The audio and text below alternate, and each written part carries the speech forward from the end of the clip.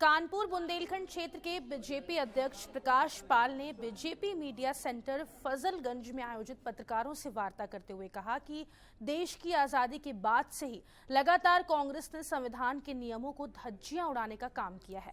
चाहे वह इस देश में वैमनस्यता उत्पन्न कर तुष्टीकरण करते हुए मुस्लिम पर्सनल लॉ बोर्ड का गठन करना हो जो सीधे सीधे संविधान को चुनौती देता है, या फिर देश में आपातकाल लगाकर सभी नेताओं को जेल भेजना और यहाँ तक कि मीडिया के भी बोलने पर पाबंदी लगा दी थी। 1988 में जामिया विश्वविद्यालय को मुस्लिम विश्वविद्यालय का अधिनियम लाकर उन लोगों ने मुस्लिम तुष्टीकरण मानसिकता को दर्शा दिया।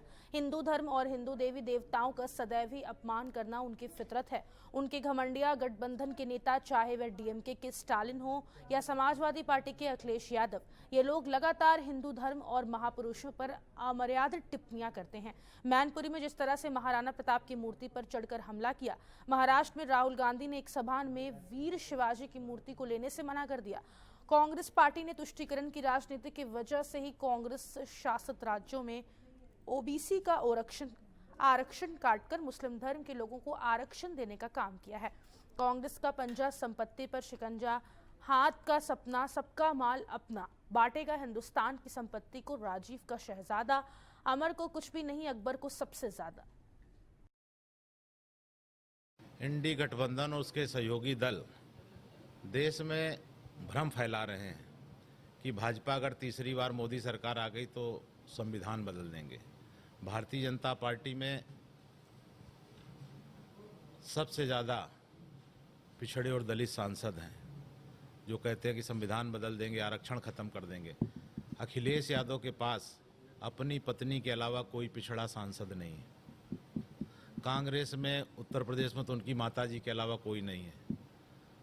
सबसे ज़्यादा देश में 17 की 17 सीटें उत्तर प्रदेश से अनुसूचित हमारे सांसद हैं। एक छोड़कर सारे पिछड़े सांसद हमारे पास हैं। तो हमारे पास बहुमत है, लेकिन भ्रम फैलाएंगे वो जिनके पास एक भी उनका अपना सांसद बाकी जो होंगे। तो इस तरीके से कि देश भर के जितने सांसद हैं उसमें पिछड़े दलित 27 हमारे मिनिस्टर हैं, लेकिन भ्रम क्या फायदा फैलाएंगे कि नहीं भाजपा संविधान बदल देगी। हमारे पिछड़े सांसद और दलित सांसद इस बात को तो कोई कह नहीं रहा है, जो सर्वाधिक हमारे पास हैं, जिसके पास बदलने की ताकत है। और मोदी जी की सरकार 10 साल से है।